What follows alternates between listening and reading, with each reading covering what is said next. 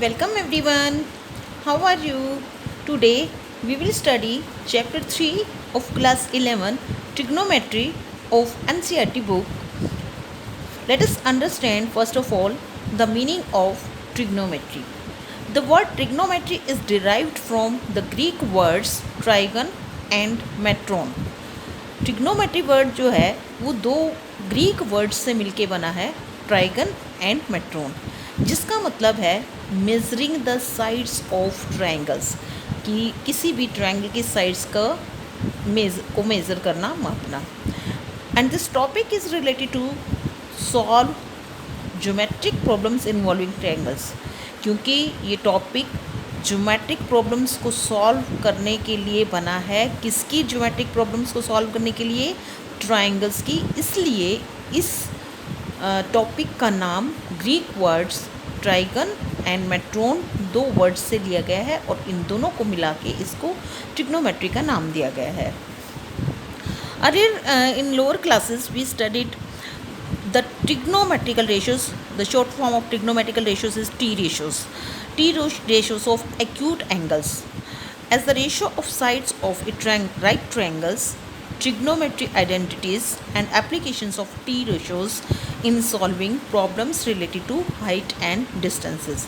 छोटी क्लासेस में हमने ट्रिग्नोमेट्रिकल रेशियोज में क्या पढ़ा?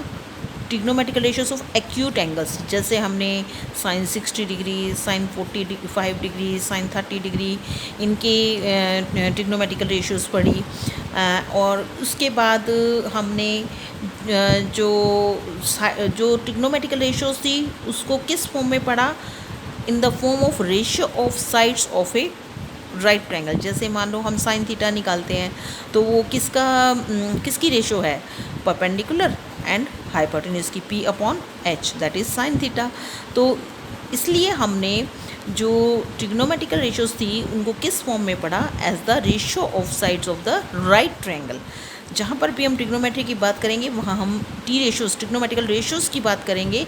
वैसे तो और ट्रायंगल्स में भी हम ट्रिग्नोमेट्रिकल प्रॉब्लम सॉल्व कर रहे हैं, बट जब भी हम टी रेशियोज़ की बात करेंगे, ट्रिग्नोमेट्रिकल रेशियोज़ अप्लाई करेंगे, तो वो राइट एंगल से रिलेटेड होगी.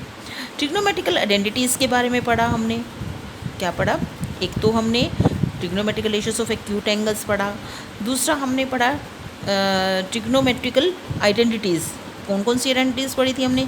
Sign square theta plus cos square theta equal to 1, और यहाँ से हम साइन स्क्वायर थीटा की वैल्यू कोस की टर्म्स में निकाल सकते हैं, कोस थीटा की वैल्यू साइन की टर्म्स में निकाल सकते हैं. फिर हमने ये पढ़ा था sec square theta minus tan square theta is equal to 1. Similarly हमने ये भी पढ़ा cosec square theta minus cot square theta is equal to 1. तो ये सारी क्या थी? Trigonometrical identities. उसके बाद फिर हमने क्या पढ़ा 10th क्लास में? Applications of T ratios. Applications of T ratios में हमने क्या पढ़ा? कि जो भी प्रॉब्लम्स हाइट एंड डिस्टेंस से रिलेटेड थी उनको सॉल्व किया हमने ट्रिग्नोमेट्रिकल रेशियोज़ की हेल्प से. उसके बाद अब इस चैप्टर में जो हमारी 11th क्लास का चैप्टर ट्रिग्नोमेट्री है, ये ट्रिग्नोमेट्री का चैप्टर हमारे हायर क्लासेस तक चलता है, बट अभी हम 10th क्लास की ट्रिग्नोमेट्री पढ़ चुके हैं, जिसमें हमने टी रेशियोज़, आइडेंटिटीज़ और हाइट एंड डिस्टेंस के सम्स किए थे. और अब 11th क्लास में हम इस चैप्टर में जो है we will study use of T ratios. जो ट्रिग्नोमेट्रिकल रेशियोज़ हैं, साइन थीटा, कोस थीटा, ये सारी जो सिक्स ट्रिग्नोमेट्रिकल रेशियोज़ हैं, इनको ट्रिग्नोमेट्रिकल फंक्शंस की फॉर्म में पढ़ेंगे. इसको we will study use of T ratios in trigonometrical functions and their properties, और उनकी प्रॉपर्टीज़ के उसमें जो ट्रिग्नोमेट्रिकल रेशियोज़ के फंक्शंस हैं और उनकी प्रॉपर्टीज़ हैं, उसके अंदर हम टी रेशियोज़ को यूज़ करेंगे. तो firstly let us have a knowledge about angles. अब एंगल्स की बात करें तो सबसे पहले हमें ये पता होना चाहिए कि व्हाट इज़ एन एंगल. अभी तक हमने एंगल्स ड्रॉ किए, लेकिन हमें ये नहीं हमने समझने की कोशिश की कि एंगल है क्या, उसकी डेफिनेशन क्या है. So what is an angle? An angle is a measure of rotation of a given ray about its initial point. The original ray is called initial side. Angle क्या है? Angle is a measure of rotation. Rotation means घूमना, अपनी जगह से हिलना. और किसी एक पॉइंट के अबाउट रोटेट करना। मान लो कि यहाँ पर एक रे है, दिस इज़ अ रे ओ ए। ये रे अपने इनिशियल पॉइंट, अब इसका इनिशियल पॉइंट क्या है ओ, ये अपने इनिशियल पॉइंट के अबाउट अगर अपनी पोजीशन से हिल कर ये इस साइड रोटेट करना शुरू करती है, तो जितनी रोटेशन ये अपने इनिशियल पॉइंट से कंप्लीट करेगी, उस रोटेशन के मेज़र को हम क्या बोलेंगे, एंगल। जैसे मान लो ये रे ओ ए यहाँ से रोटेट होना स्टार्ट हुई और ये रे रोटेट होते होते यहाँ तक पहुँच गई, तो रोटेट जब होने के बाद ये यहाँ पर पहुँची, तो इसकी रोटेशन का मेज़र क्या है, this is the measure of this rotation. और जो ये रे थी, इस रे को हमने क्या बोला, इनिशियल रे। ये ओ ए रे, ये क्या है, इनिशियल रे। और ओ पॉइंट क्या है, इनिशियल पॉइंट, इनिशियल पॉइंट। और जब ये अपनी रोटेशन कंप्लीट कर चुकी जितनी इसको करनी थी, ये ओ ए से शुरू हुई और ये अपनी रोटेशन करते करते यहाँ पर ये बी पॉइंट पर पहुँच गई। अब इसका मतलब क्या है कि ओ ए जो है वो तो इनिशियल रे है, ओ जो है इनिशियल पॉइंट है, इसके अबाउट इसने रोटेट करना शुरू किया और ये बी तक पहुंचकर रुक गई। तो इसका मतलब ओ बी जो है ये इस रे का नाम क्या होगा, this is the terminal ray, terminal ray. So this is about the angle, कि एंगल क्या है, this is the measure of rotation of a ray from its initial point to its terminal point.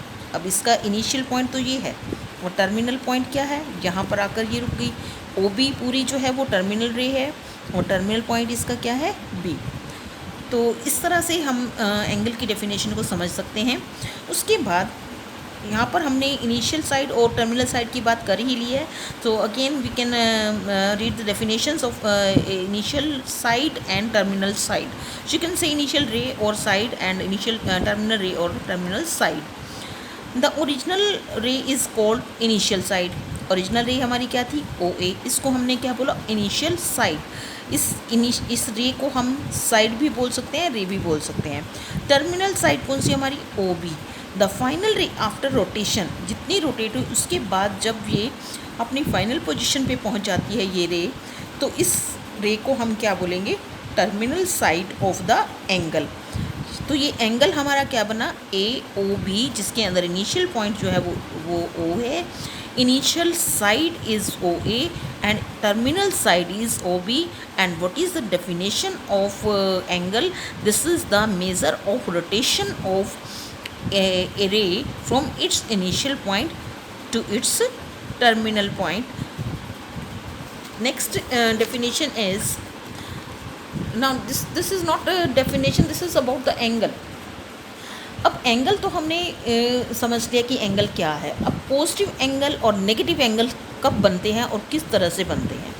Suppose I am having this रे ओ ए, ये रे ओ ए है। जब ये रे रोटेट करेगी तो ये रे इधर भी रोटेट कर सकती है और इधर भी रोटेट कर सकती है, कोई ज़रूरी नहीं है कि ये एक ही साइड रोटेट करेगी। ये रे जब इस साइड रोटेट करेगी, यहाँ ओ ए से लेके इधर जाएगी, दैट मीन्स जब ये इस डायरेक्शन में जाएगी, इस डायरेक्शन को हम क्या बोलेंगे, एंटी क्लॉकवाइज। ये घड़ी की सुइयों की अपोजिट डायरेक्शन में जब चल रही है तो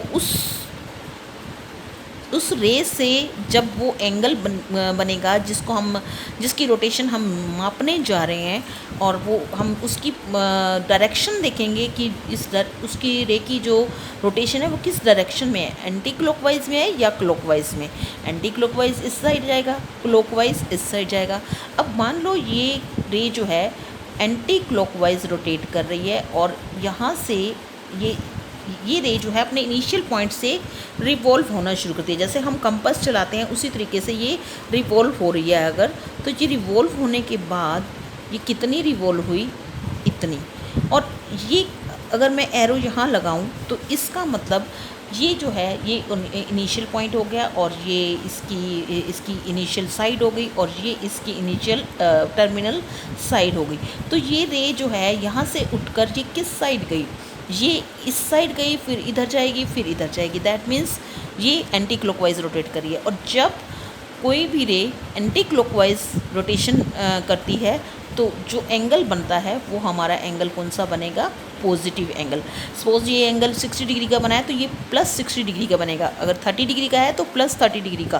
क्यों? क्योंकि ये एंटी क्लॉकवाइज डायरेक्शन में जा रही है ना। What about negative angle? Negative angle इससे अपोजिट है। अब मान लो कि कोई रे, suppose this is the initial point and this is रे ओ ए, और ये रे ओ ए इस साइड रोटेट होने की बजाय अब इस साइड रोटेट हो रही है, दैट मीन्स ये एंटी क्लॉकवाइज रोटेट हो रही है।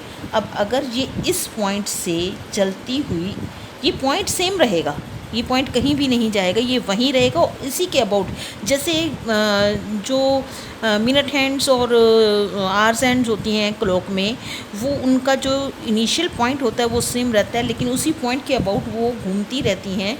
उसी तरह से ये जो एंगल की रे है ये भी अपने पॉइंट के अबाउट रिवॉल्व करेगी, रोटेट करेगी।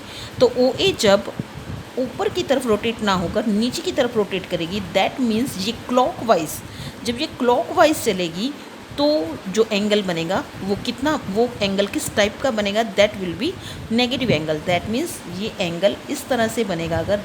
अगर हम डायरेक्शन शो कर दें कि ये ओ ए जो है अपने इनिशियल पॉइंट से चली, रोटेट होना शुरू किया इसने, और फिर ये इसकी जो फाइनल जो टर्मिनल साइड है वो ओ बी है। अब टर्मिनल साइड यहाँ पर क्लॉकवाइज एंटी क्लॉकवाइज डायरेक्शन में जा रही थी, और यहाँ पर टर्मिनल साइड जो है वो क्लॉकवाइज डायरेक्शन में। क्लॉकवाइज डायरेक्शन में क्यों जा रही है? क्योंकि जो हमारी घड़ी की सुइयाँ होती हैं वो ऐसे चलती हैं, कभी भी वो ऐसे नहीं चलती। 12 o'clock के बाद 1 2 3 इस साइड चलती हैं, तो ये होती है clockwise direction.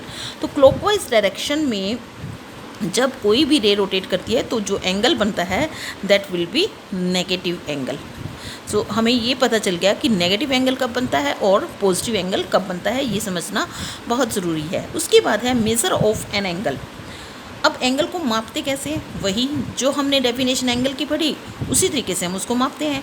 Amount of rotation perform. अब यहाँ तो हमने ये एंगल की डेफिनेशन में ये बताया कि when a ray changes its position from initial position to the terminal position then the angle is formed. तो जब वो रोटेट करती है तो एंगल बनता है। अब मेज़र कैसे करते हैं कि एंगल का मेज़र क्या है? Amount of rotation. अब जितनी कोई भी रे एंड क्लॉकवाइज या एंटी क्लॉकवाइज डायरेक्शन में जितना वो रोटेट हुई उसको अगर हम माप पाएँ तो उस मेज़र को हम क्या बोलेंगे कि measure of the angle. Amount of rotation performed to get terminal side from initial side, मतलब कि इनिशियल साइड से टर्मिनल साइड तक पहुंचने में जितनी अमाउंट की रोटेशन हुई उसको हम क्या बोलेंगे? Measure of angle. यही तो हम करते हैं। इस यहाँ पर हम एंगल का साइन, जब हम एंगल ड्रॉ करते हैं तो हम क्या करते हैं? एंगल का साइन लगा के वहाँ उसकी डिग्री मेज़र लिख देते हैं कि कितने डिग्री का है, 30 का है, 60 डिग्री का है, 45 डिग्री का है। दैट मीन्स वो उसका मेज़र होता है। तो what is measure of angle?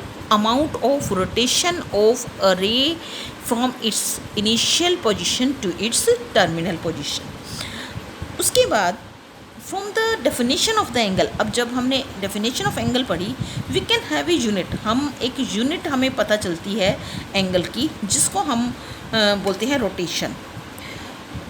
लेकिन जो रोटेशन यूनिट है this is convenient for the large angles. ये लार्ज एंगल्स के लिए कन्वीनियंट होती है। जैसे 1 कंप्लीट रोटेशन की बात करते हैं तो इस टाइप के जो क्वेश्चंस होते हैं, जैसे एक कोई व्हील है उसका हमें डायामीटर पता है, उसका हमें सरकमफेरेंस पता है, और उसकी वो कितनी डिस्टेंस चलता है कितने टाइम में, तो उस या कितनी कंप्लीट रोटेशन आता है, इस टाइप के जो सम्स होते हैं उनमें हम रोटेशन की बात करते हैं।